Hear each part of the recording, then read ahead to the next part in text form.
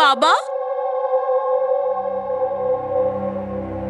কল্যাণ বাবু, হ্যাঁ আমি CID officer ACP Pradyuman.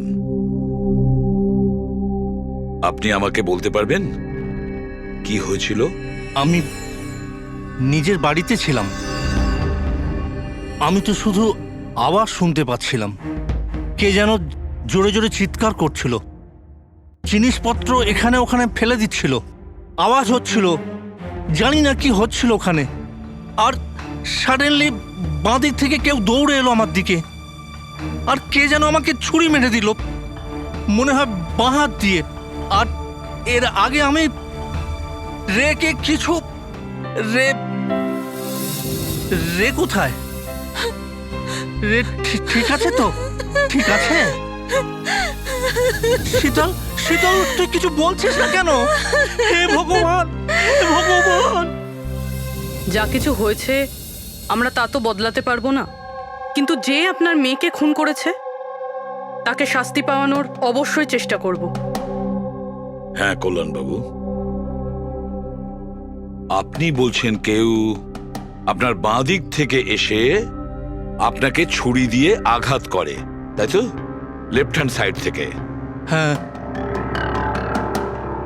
আচ্ছা, কোনো বিশেষ ব্যাপার মনে পড়ছে ওই লোকটার ব্যাপারে? হ্যাঁ। হ্যাঁ, কোনো বিশেষ কথা? হ্যাঁ, ও স্যার, ও লেফট হ্যান্ডেড ছিল। লেফট হ্যান্ডেড ছিল। সেটা আপনি কি করে বলতে পারেন? স্যার, আমি বুঝতে পেরে যাই, আমার সেন্স খুব স্ট্রং। ও যখন আমাকে আক্রমণ করে আমি ওর হাত ধরে ফেলেছি, আর ও এত স্ট্রং ছিল, ও নিশ্চয়ই লেফট হ্যান্ডেড ছিল স্যার। 100% লেফট হ্যান্ডেড ছিল। আচ্ছা ডক্টর, এনার শরীরে যে আঘাত লেগেছে সেটা কি সত্যিই কোনো বাঁ হাতের লোকের কাজ? ইয়েস স্যার, আঘাতের চিহ্ন দেখে এটাই মনে হচ্ছে। যাই হোক স্যার, কিছু একটা তো জানা গেল। হ্যাঁ, ওই চারটে বন্ধু ছেলেটাকে হুমকি দিচ্ছিল। গোলমাল আছে, কিছু না কিছু গোলমাল তো আছেই এই চারজনের মধ্যে। তানিশা, অঙ্কিতা, ভিওয়ান আর শ্যাম। নিয়ে এসো ওই চারজনকে, নিয়ে এসো।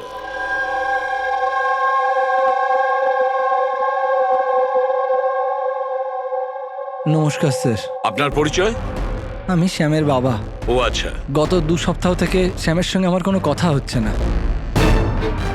এবার আমি আপনাদের কি করে বলবো যে ও কোথায় আছে? আমি ওকে কয়েকবার ফোন করেছি, কিন্তু ওর ফোনটা কিছুতেই লাগছে না। আমি তানিশার মা। ওকে ফোন করে আমি কি জিজ্ঞেস করব? তানিশা আমাকে নিজেই বলেছিল যে ওর হলিডে ও এক্সটেন্ড করতে চায়, কিছুদিন ও ফ্রান্সে থাকতে চায়। আর আমি অঙ্কিতার ভাই, জাস্ট ফর নেমসে। ও বাবাকে ফাঁসিয়ে 80% প্রপার্টি ও নিজের নামে করে নেয়। আমি কেন চিন্তা করব স্যার ওর ব্যাপারে? স্যার, আমি অঙ্কিতার ব্যাপারে কিচ্ছু জানি না। হ্যাঁ স্যার, আমি যেটা জানি যে ও 2 সপ্তাহ আগে দিল্লি গিয়েছিল কোনো মার্শাল আর্ট ক্যাম্পের জন্য। আচ্ছা, হ্যাঁ স্যার, আমি বিভানের ফ্রেন্ড।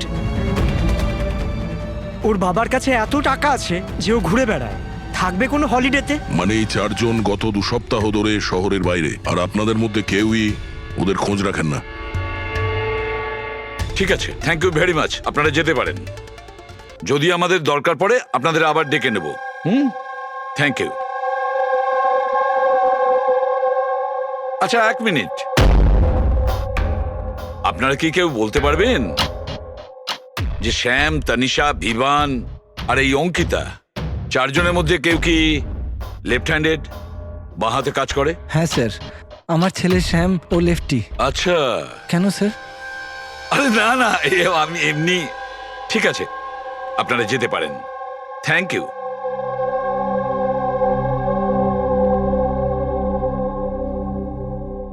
স্যার, এমন আবার নয় তো যে এই চারজন মিলেই এই খুনটা করেছে? হতে পারে স্যার, আর সেই ভয়েই এই চারজন কোথাও না কোথাও গিয়ে লুকিয়ে বসে আছে। স্যার, এই চারজনের লোকেশন জানতে পেরে গেছি। স্যার, কাল রাত্রে স্যাম, তানিশা, অঙ্কিতা আর ভিভান এই চারজনেরই মোবাইল লোকেশন শীতলের বাড়ির 3 কিলোমিটার রেডিয়াসে ছিল। শ্যাম, তানিশা, ভিভান, অঙ্কিতা আর রে, এই 5 জনের মধ্যে কোনো রহস্য লুকিয়ে আছে। এমন কোনো রহস্য যেটা কাউকে বলতে চাইছে না ওরা। ওই রহস্যটাকে ওরা লুকিয়ে রাখতে চাইছে। হতে পারে এই রে হয়তো ফাঁস করতে চেয়েছে, তাই এই রহস্য যাতে কেউ জানতে না পারে, রে কাউকে যাতে না বলে, সেই জন্য রেকে পথ থেকে সরিয়ে দেয়। এটা জানতে হবে স্যার, ওটা কি রহস্য ছিল যার জন্য রে মারা গেল। স্যার, একটা কথা বুঝতে পারছি না, এই চারজন পালাতে গেল কেন? এদের তো খুন করতে কেউ দেখেও নি। এক্স্যাক্টলি, লাইট চলে গেছিল স্যার। আর ওই কল্যাণবাবু দেখতে পেতেন না, চাকর মিথুন অজ্ঞান হয়ে পড়েছিল। আর ওখান থেকে পালিয়ে কেউ সন্দেহটা নিজের দিকে কেন নেবে? স্যার জানি না কেন, খালি মনে হচ্ছে কিছু একটা মিসিং আছে। ট্রেস করা শুরু করি স্যার। যদি এরা শহর থেকে বাইরে গিয়ে থাকে, কোনো railway station, airport, bus stop কিংবা হোটেলে যেতেই পারে। ওদের ক্রেডিট কার্ড আর ডেবিট কার্ডের ডিটেলস বার করি। দয়া, যে করেই হোক আর যেভাবেই হোক, এই চারজনের লোকেশনের ইনফরমেশন আমাদের চাই, খুব তাড়াতাড়ি। হ্যাঁ সালুকে বলো।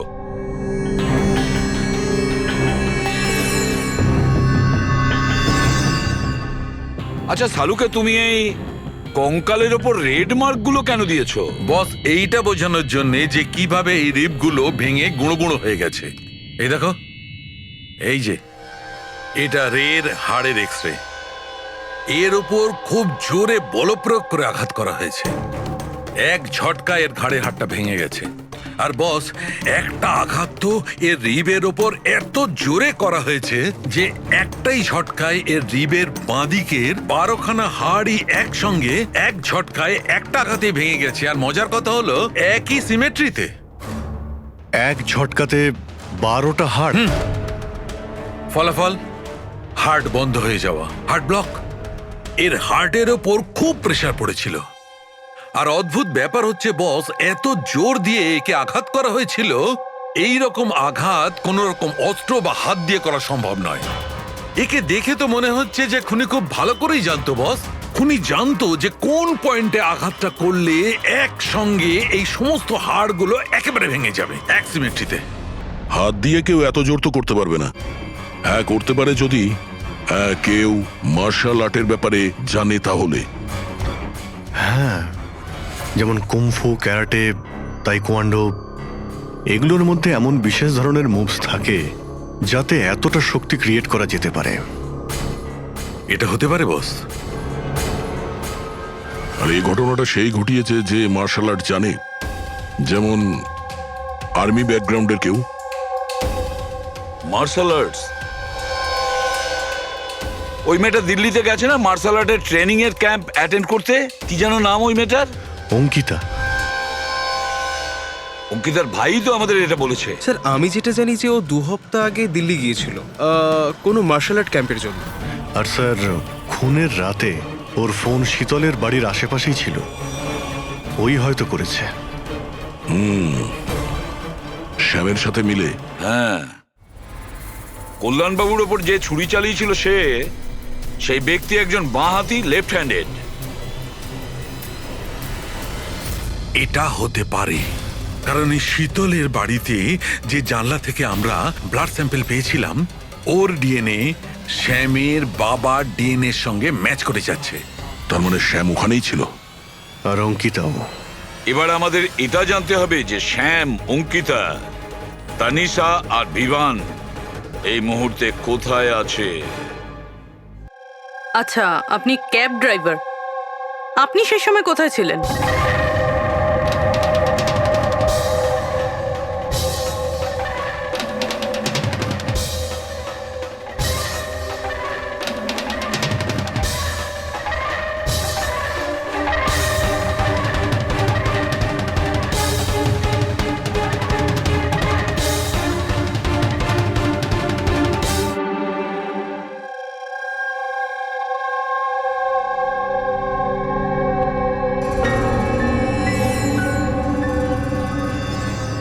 কি হলো? স্যার, স্যাম একটা ট্যুরিস্ট ট্যাক্সি নিয়ে পুনে চলে গিয়েছে। ট্যাক্সি যেখানে ওকে নামিয়েছে সেটার অ্যাড্রেস কিছুক্ষণের মধ্যেই পেয়ে যাব। স্যার গত 24 ঘন্টার মধ্যে এই মেয়েটা পঞ্চগনিতে ওর এটিএম 3 বার ব্যবহার করেছে। এই অঙ্কিতা তো খুবই অদ্ভুত। 2017 ডিসেম্বরে বড়িভ্যালির একটা মার্কেট থেকে 5টা সিম কার্ড কিনেছিল। হ্যাঁ স্যার, এটাই সেই জায়গা যেখানে ইউজ সিম কার্ড পাওয়া যায়। আর স্যার এরা সবাই 10ই ডিসেম্বর 2017-তে মহাবলেশ্বরে গিয়েছিল আর 14ই ডিসেম্বর ফিরেছিল। স্যার এরা মনে করছিল যে এদেরকে কেউ ধরবে না, কিন্তু এদের থেকে একটা ভুল হয়ে গেছে।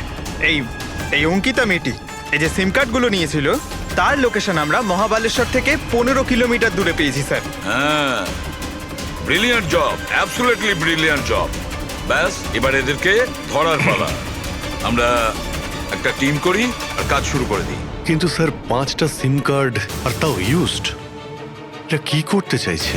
যাই করছে করতে দাও, আফসোস তো করতেই হবে, নিশ্চয়ই আফসোস করবে।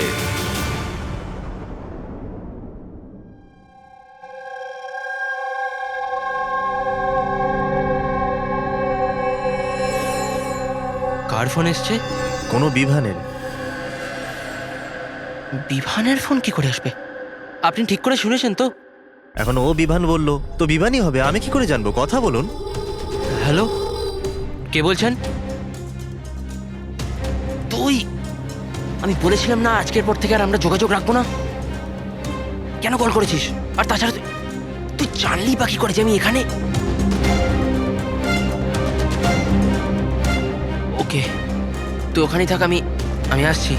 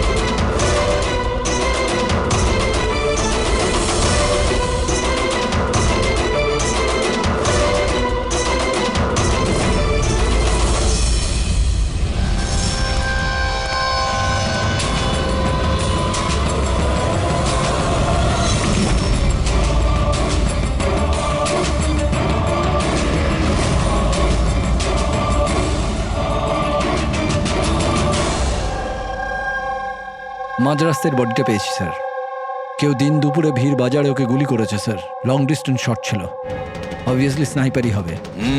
স্নাইপার লং ডিস্টেন্স থেকে গুলি চালিয়েছে, তার মানে কেউ জানেই না যে গুলি কোথা থেকে চালানো হয়েছে আর কেই বা গুলি চালিয়েছে।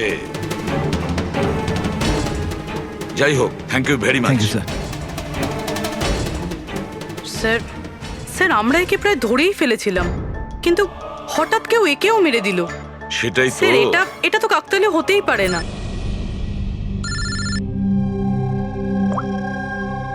হ্যালো, কি? ঠিক আছে। কি হলো? স্যার, পুনে পুলিশ স্টেশন থেকে ফোন এসেছিল, কেউ একজন স্যামকে মেরে দিয়েছে। হোয়াট?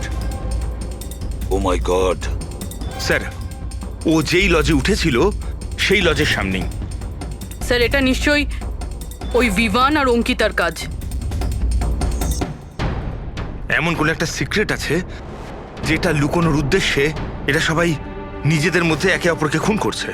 সে যেই হোক, সে কি করে জানলো যে আমরা তার কাছে যাচ্ছি? 4 জনের মধ্যে 2 জন আছে, এক ভিভান আর অঙ্কিতা।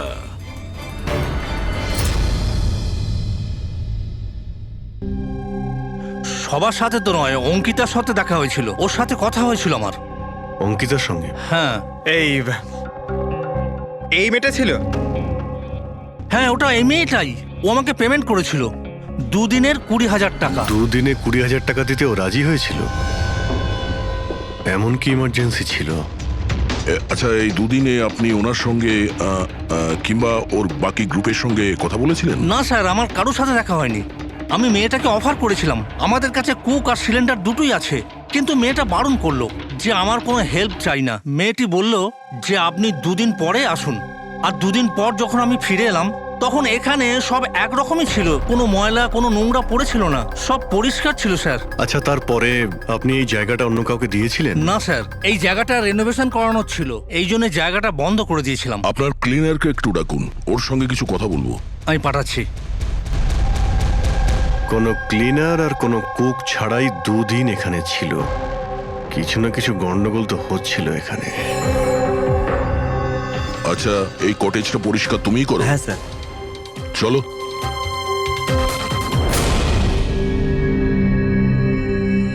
আচ্ছা, ওই 5 জন লোক যখন এখান থেকে চলে গেল, তারপর তুমি যখন এখানটা পরিষ্কার করেছিলে তখন তুমি কিছু পেয়েছিলে এদিক ওদিকে, কিংবা কিছু অদ্ভুত লেগেছিল তোমার? না স্যার, ওরা তো খুব ভালো লোক ছিল। যাওয়ার আগে পুরো জায়গাটা একদম ঝকঝকে পরিষ্কার করে গেছিল। জানি না কোন সাবান কোন ডিটারজেন্ট ব্যবহার করেছিল, পুরো ঘর চকচক করছিল।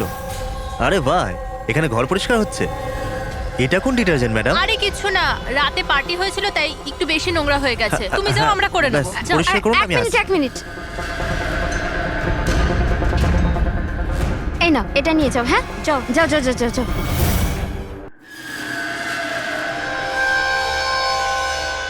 খুব দামি স্যার, আমি তো পড়িনি কখনো, নাহলে লোকেরা বলতে চুরি করেছি। দামি তো সত্যি, কিন্তু এখন এই দামি ঘড়িটা আমাদের কাছে থাকবে। আগে স্যার। আসুন, আপনারাও আসুন।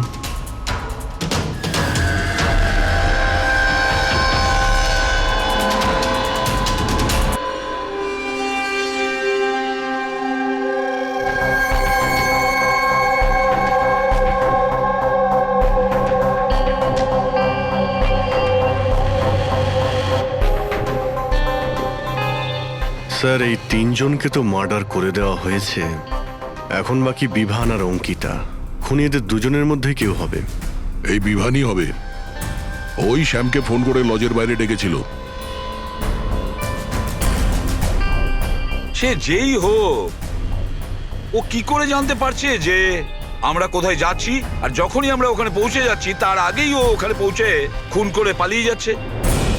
শ্যাম কোন লজে উঠেছিল আর তানিশা কোন রাস্তা দিয়ে যাবে, এই সব ইনফরমেশন আমাদের কাছেই তো ছিল। খুনির কাছে কিভাবে পৌঁছলো? স্যার, হয়তো ওরা একে অপরের কন্ট্যাক্টে ছিল। না পুরবি, একদম নয়। কারণ ওই লজের মালিক বলেছে শ্যামকে যখন বিভান ফোন করেছিল ও তখন চমকে উঠেছিল। আমি বলেছিলাম না আজকের পর থেকে আর আমরা যোগাযোগ রাখবো না। কেন কল করেছিস? বস, হ্যাঁ, ক্রাইম সিনে এই যে সোপিসটা পাওয়া গেছে, এর ওপর অক্সিজেন প্রডিউসিং ডিটারজেন্ট লেগে আছে। এটাকে অক্সিজেন প্রডিউসিং ডিটারজেন্ট দিয়ে পরিষ্কার করা হয়েছে। সেটা আবার কি? ফ্রেডি, এটা হচ্ছে এমন এক ডিটারজেন্ট যেটার দ্বারা সব ধরনের এভিডেন্স মুছে ফেলা যায়, রক্তের দাগ পর্যন্ত। এর থেকে কোনো রকম ডিএনএ পাওয়া যাবে না। তাহলে স্যার হলিডে হোমে খুন হয়েছিল? এক্স্যাক্টলি। আর হ্যাঁ, এই ঘড়িটা, এর ওপর আলাদা আলাদা লোকের আঙুলের ছাপ তো আছেই, সেই সঙ্গে আমি এটাতে কারোর ডিএনএও পেয়েছি। তাহলে হয়তো ওই এই খুনের পর্দা ফাঁস করতে চেয়েছিল। পুরবি, একটা কাজ করো, বিউরোতে যাও আর রক্তের রিপোর্টগুলো চেক করো, মিসিং পার্সনদের রিপোর্ট চেক করো, দেখো কোনো রিপোর্টের সঙ্গে এই ঘড়ির বিষয় আছে কিনা। তাহলে ওই 5 জনের মধ্যে বেঁচে আছে 2 জন, বিভান আর অঙ্কিতা। যদি খুনি এদের দুজনের সঙ্গে কন্ট্যাক্ট করতে চায় তাহলে সে ওই যে 5টা ইউজড সিম কার্ড আছে না, সেটা এর কাছে থাকতে পারে, আর ওরই মধ্যে কোনো নাম্বার দিয়ে সে ফোন করবে, তাই না? ওই নাম্বারটা ট্র্যাক করি আমরা। স্যার, তানিশার খুন হয়েছে পঞ্চগানিতে, শ্যামের খুন হয়েছে পুনেতে। দুটো জায়গার 100 কিলোমিটার দূরত্ব, কিন্তু খুন করা হয়েছে সেম টাইমে। আর একই সময় কেউ 2 জায়গায় কি করে হতে পারে স্যার? কেউ তো আছে যে এই প্ল্যানে যুক্ত আছে স্যার। ধরে নিলাম দয়া এই খুনির সঙ্গে অন্য কেউ জড়িত আছে। একবার এই ভিভান আর অঙ্কিতা যদি আমাদের গ্রিপে আসে না, তাহলে সব প্রশ্নের উত্তর আমরা পেয়ে যাব। একটা কাজ করো অভিজিৎ, সাইবার ডিভিশন থেকে কোনো হ্যাকারকে ডাকো।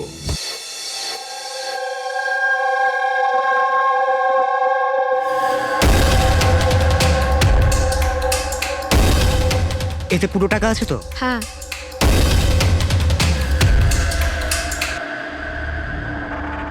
একটা মিসিং রিপোর্ট তো লেখানো হয়েছে, যেখানে এই ঘড়ির ব্যাপারে বলা হয়েছে কোনো রণধীর কুমার নামের এনআরআই আছে।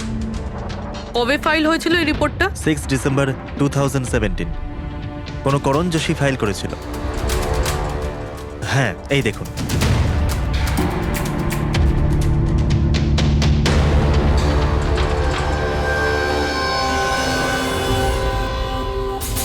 Thank you.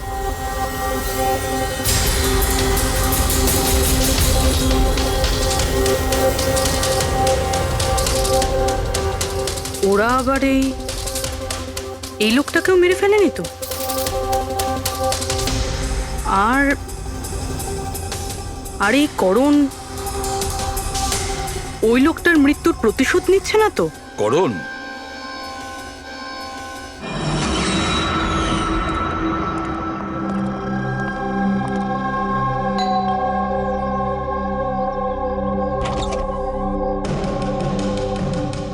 Good to see you. I hope এর মধ্যে টাকা পুরোটাই আছে। হ্যাঁ, পুরো টাকা আছে। এসো ভেতরে। দেখো, আমরা যেখানেই যাই না কেন খুনি সেসব জানতে পারছে কি করে? হতে পারে আপনাদের লোকেশন কেউ ট্র্যাক করছিল। আপনি বলতে চাইছেন জিপিএস ট্র্যাকার? আগে সেলফোনস? Yes sir. একটা কাজ করো, তুমি আমাদের সেলফোনগুলো চেক করে দাও।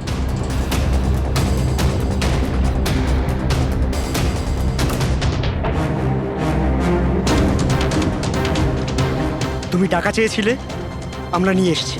এবার ওই এভিডেন্স দাও আর সব শেষ করো। শেষ করব যেরম ভাবে তোমরা রণধীরকে শেষ করেছিলে। করণ, আমাদের প্রমাণ দাও। হ্যাঁ দেব, কিন্তু তার আগে আমি তোমাদের কারোর সাথে দেখা করাতে চাই।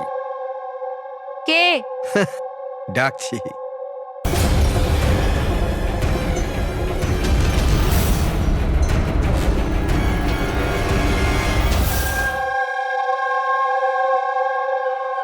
দেখুন স্যার, আপনাদের ফোন হ্যাক করা হয়েছে। হোয়াট? হ্যাক? যাতে আপনাদের সমস্ত ইমেল, কল, মেসেজেস সমস্ত কিছু ট্র্যাক করে নিচ্ছিল। কিন্তু আমাদের ফোন হ্যাক কে করতে পারে, আর কবে করেছে? ফোন তো বেশিরভাগ আমাদের সঙ্গেই থাকে।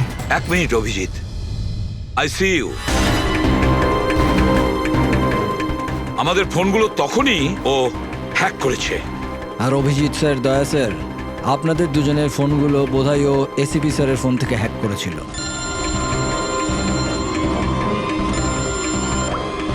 হ্যাঁ পুরবি। করণ মৃতের সঙ্গে রিলেটেড?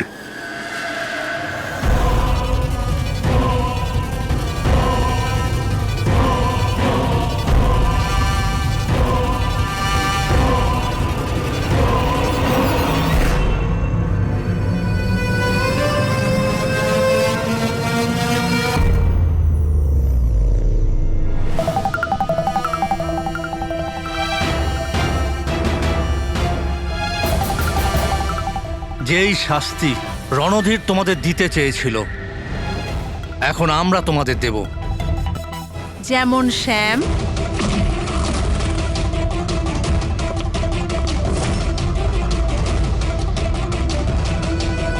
তনিষা আর রেকে দিয়েছি। এবার তোমরা দুজন বাকি আছো। তখনই রণধীরের আত্মা শান্তি পাবে।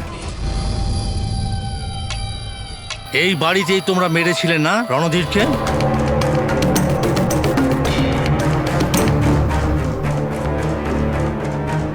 করণ,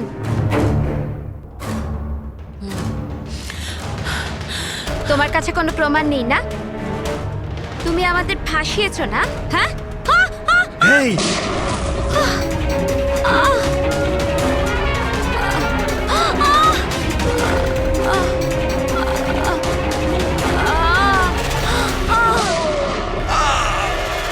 তুমি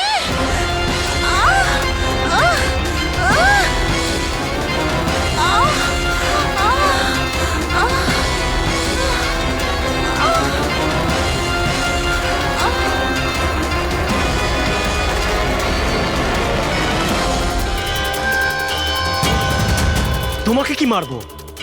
তুমি তো দেখতেই পাও, কিন্তু মারতে তো হবেই। ব্যাস এটাই প্রবলেম আজকালকার দিনে তোমাদের মতো ছেলে মেয়েদের। খুব তাড়াতাড়ি করো তোমাদের মতো আজকালকার ছেলে মেয়েরা কোনো লক্ষ্যে পৌঁছানোর জন্য।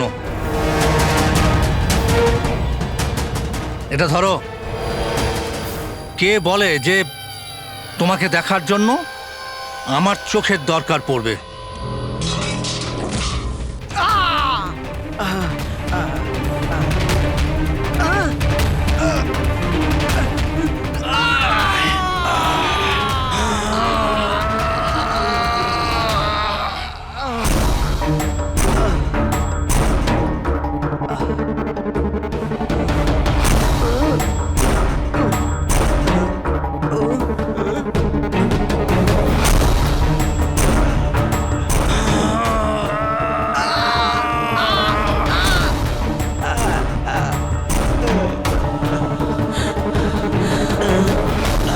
শীতল, শীতল মা, তুমি ঠিক আছো তো?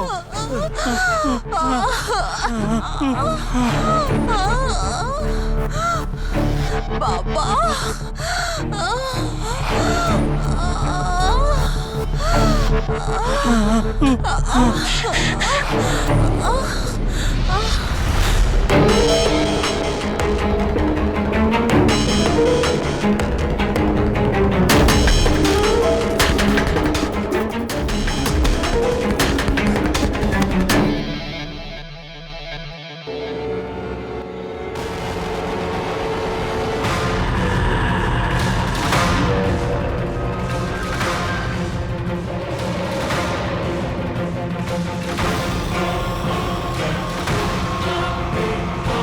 অনেক বছর ধরে আমি স্পেশাল ফোর্সে ছিলাম। শত্রুদের আমি চটকে মেরে আমি শুঁকে বের করে দিতাম। আর তুমি তো বাচ্চা।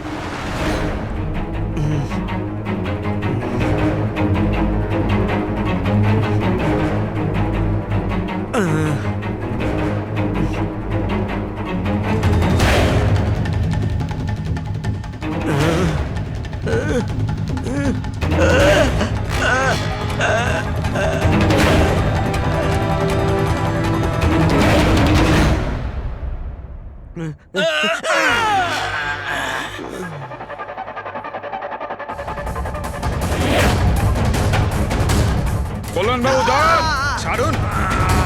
ছেড়ে দাও ওকে। আমি তো অন্ধ অফিসার, কিন্তু আপনি দেখে বলুন যে আমি ওর পুরো শরীর বেকার করে দিয়েছি নাকি না, নাকি মারবো আবার?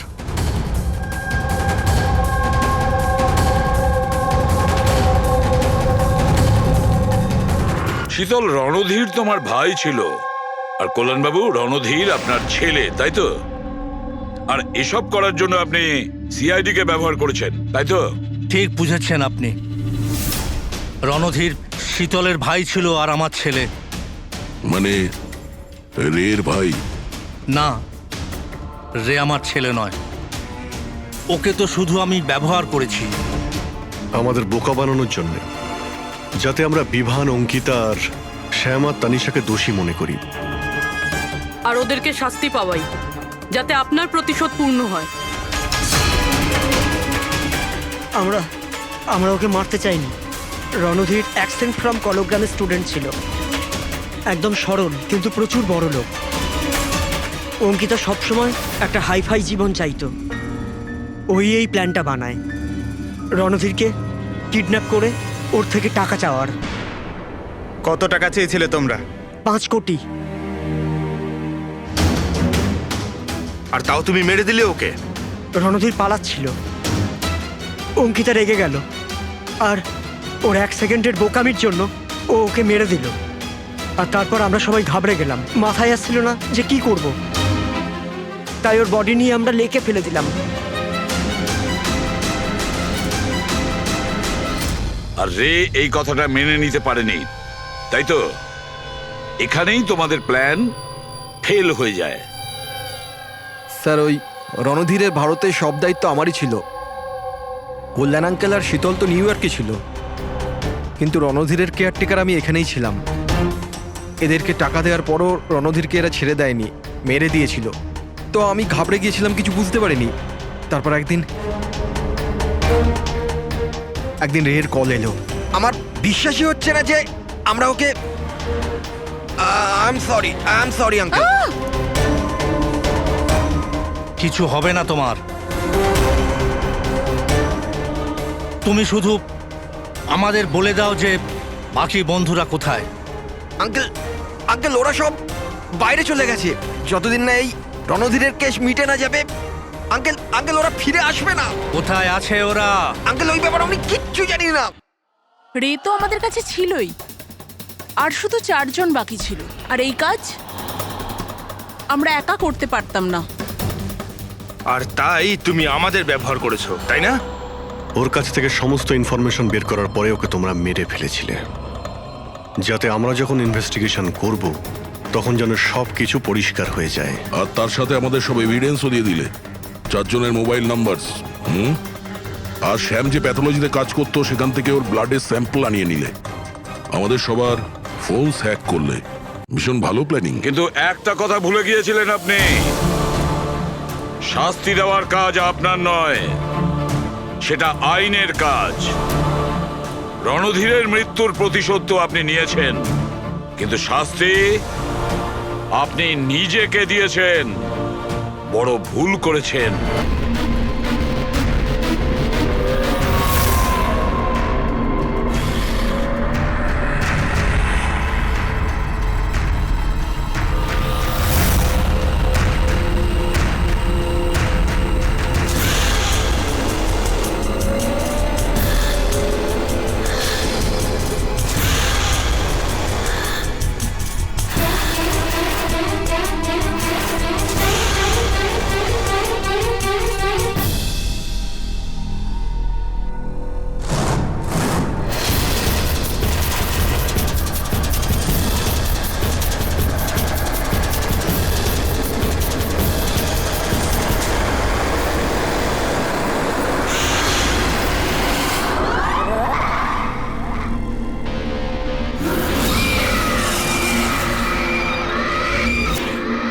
এই কাহিনীর এখানেই সমাপ্তি। আর কোনোদিন কেউ কিছু জানতে পারবে না।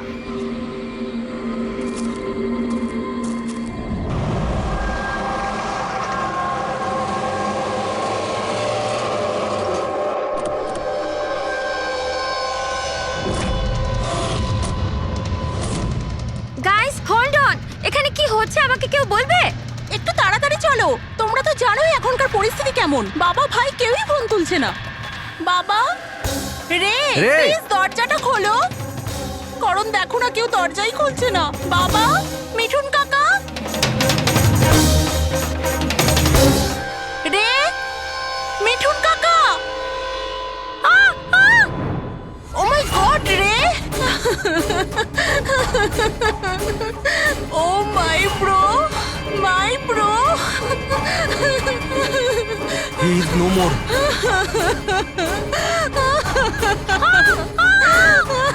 মিঠুন কাকা, মিঠুন কাকা, মিঠুন কাকা, মিঠুন কাকা। বেহুশ।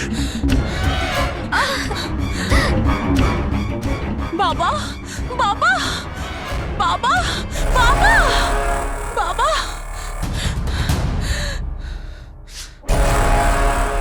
রক্ত, বাবা,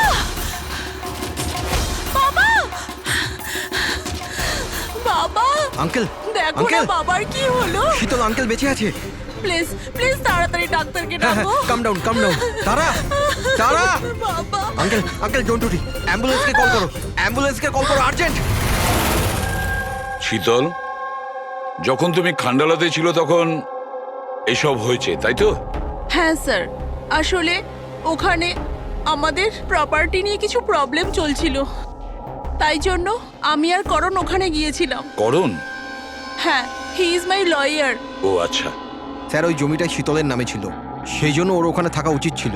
ইয়েস স্যার, খুব ইম্পর্ট্যান্ট মিটিং ছিল। আপনি? সিস তারা, আমার অ্যাসিস্ট্যান্ট।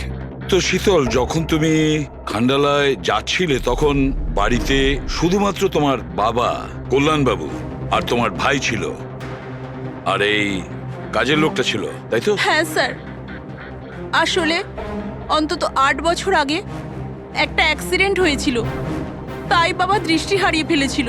ও, বাবা দেখতে পান না, আর মিঠুন কাকা ওনার একা খেয়াল রাখতে পারবেন না, তাই রে এখানেই থেকে গেল।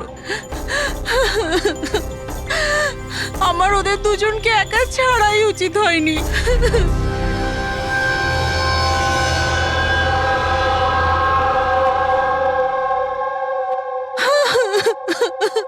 শান্ত হও, একটা কথা বলো শীতল, তুমি বলছিলে যে ওনাকে একা ছেড়ে যাওয়াই উচিত হয়নি, এটা তোমার কেন মনে হয়েছে?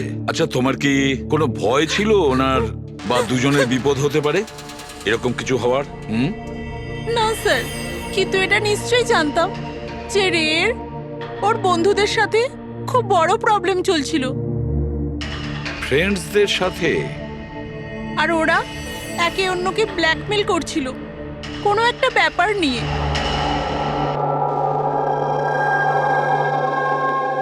তুই আমাদের সাথে এরকম কি করে করতে পারবি? একবার আবার ভেবে নে রে, আর এটাই যদি তোর ফাইনাল ডিসিশন তো তুই জানিস কি হবে। আই ডোন্ট কেয়ার, আমি তো শুধু ঠিক সময়ের জন্য অপেক্ষা করছি। কিন্তু যদি কেউ কিছু জানতে পেরে যায় তো?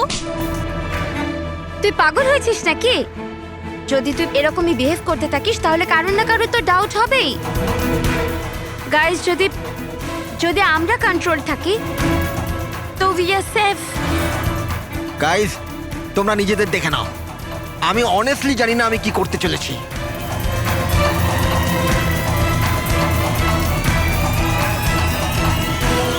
আমার রেড উপর একটুও ভরসা নেই। I can't trust him. যদি এর মুখ খোলে আমরা সবাই ফেঁসে যাব।